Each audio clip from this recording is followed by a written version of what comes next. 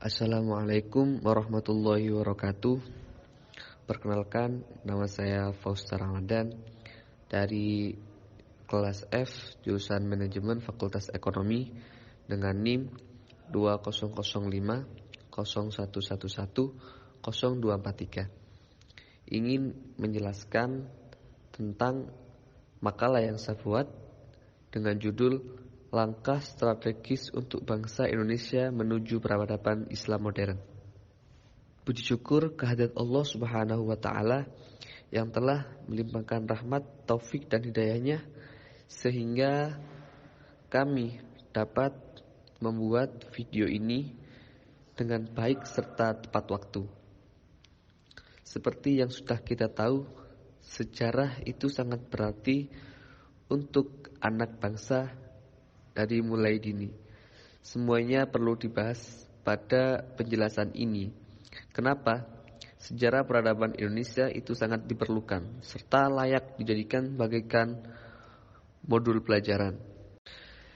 Indonesia merupakan negara dengan mayoritas agama Islam terbesar di dunia dan berkesempatan menjadi negara Islam modern yang berlandaskan Ahlus Sunnah wal Jamaah yang bernotabene Asy'ariyah dan Maturidiyah, tanpa menghilangkan unsur nasionalisme dan unsur budaya yang ada dengan syariat Islam kafah, dan juga dapat menjadi negara Islam contoh bagi negara-negara Islam yang lain, dan saling menjaga ukhuwah Islamiyah dan wataniyah tanpa memandang berbeda sikap maupun pemahaman yang tidak sampai bertolak belakang dengan syariat yang ada.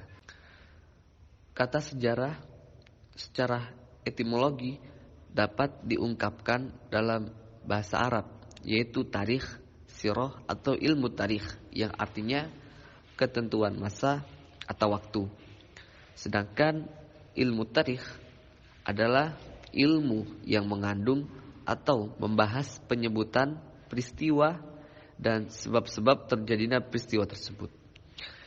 Dan asal kata sejarah diambil dari berbagai macam bahasa. Adapun menurut terminologi, yaitu jumlah keadaan dan peristiwa yang terjadi pada masa lampau dan benar-benar terjadi pada diri individu dan masyarakat.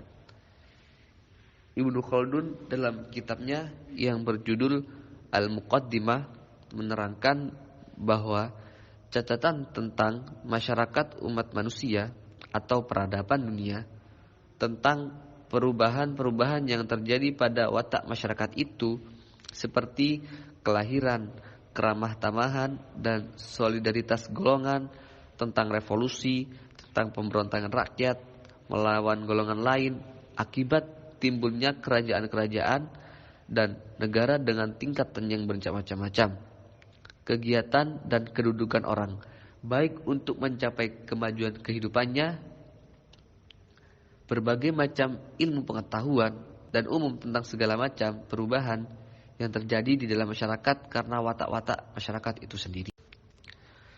Dan pastinya ketika kita ingin menjadi negara Islam yang modern, pastinya kita akan menemui hambatan atau tantangan, yaitu umat Islam di Indonesia ini terlalu sibuk bertengkar dengan sesama, perpecahan dan bahkan perseteruan antar mazhab dan aliran ada di depan mata.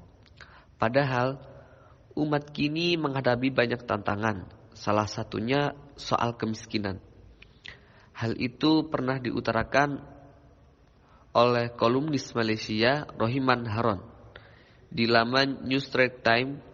Mantan jurnalis itu menyampaikan kegelisahannya atas kondisi Muslim hari ini di Malaysia dan juga di dunia yang terlalu sibuk memperdebatkan perbedaan alih-alih melaksanakan kebajikan yang diajarkan oleh Islam. Haron mengawali esainya itu dengan membenarkan pernyataan Perdana Menteri Malaysia Mahathir Mohamad, di mana Mahathir ini menyebut bahwa Islam dalam ambang pepercahan, baik di dalam komunitas Muslim maupun di negara Islam. Ia pun mengutip pernyataan Mahathir yang menyebut bahwa pada zaman Nabi hanya ada satu Islam, tak ada Sunni dan Syiah, apalagi sekarang juga terdapat banyak sekali golongan. Ia pun mengutip pernyataan Mahathir yang menyebut bahwa pada zaman Nabi hanya ada satu Islam. Al-Quran melarang kita mengajarkan Islam dengan cara yang bisa memecah kita menjadi banyak aliran. Saat ini ada sangat banyak aliran. Kita sangat terpecah sehingga ada beberapa pihak yang menggunakan antagonisme kita terhadap satu sama lain untuk mencapai tujuan mereka mengendalikan umat Islam. Kata Mahathir sebagaimana dikutip Harun. Menurut Harun, perpecahan umat itu sudah diketahui sejak jauh-jauh hari. Namun tak ada langkah nyata yang diambil oleh umat Islam. Ia pun menyebut bahwa umat Islam hari ini perlu membuat strategi untuk membangkitkan Islam dan umatnya yang juga mendapat pandangan negatif dari masyarakat internasional. Namun, lanjut Harun, yang terjadi saat ini malah sebaliknya. Umat Muslim di seluruh dunia terjebak dalam perdebatan tentang bagaimana cara mempraktekkan Islam. Bahkan beberapa negara Islam saling berperang karena perbedaan mazhab yang akhirnya membuat umat di negaranya jadi miskin dan sengsara. Mereka tak mempertimbangkan dampak ekonomi yang muncul, terlebih dengan sanksi yang diberikan negara barat. Tak hanya itu, masalah umat Islam saat ini juga banyaknya Muslim Timur Tengah yang mencari suaka ke negara lain lantaran negaranya dilanda konflik. Belum lagi soal kekerasan yang didapatkan Muslim di sejumlah negara seperti Palestina, Rohingya, dan Uighur. Terakhir adalah keberadaan ISIS yang membuat umat menjadi kebingungan, di mana banyak doktrin bahwa keberadaan kekhalifahan itu adalah wajib dan para pengikutnya diharuskan memerangi orang kafir. Sedangkan di dalam negeri Malaysia, tuduhan-tuduhan atau isu soal Wahabi dan Syiah terus dilemparkan sejumlah pihak. Kenapa kita harus memperdebatkan hal-hal semacam itu di saat sejumlah agenda penting untuk mengembangkan komunitas Muslim sedang menanti? Ucap Harun. Di penghujung esainya, Harun kembali menyitir pernyataan Mahathir yang menekankan agar umat Islam mulai belajar tentang Islam dan menolak semua bentuk ajaran yang berupaya memecah belah. Apa yang Anda lihat di sejumlah negara, perang selama berabad-abad antara Sunni dan Syiah, itu dikarenakan masing-masing menilai pihak lawan bukanlah Islam, tapi kafir, kata Mahathir. Harun pun mengutip penjelasan dalam surat Al-Baqarah yang menyebutkan bahwa kita umat Islam diciptakan untuk mempercayai zat yang gaib, beribadah dengan sepenuh hati dan menjalani perintahnya. Apakah kita bukanlah seorang Muslim ketika kita berada, kita semua memiliki keyakinan sama ketika mengucapkan deklarasi iman, yaitu La ilaha illallah.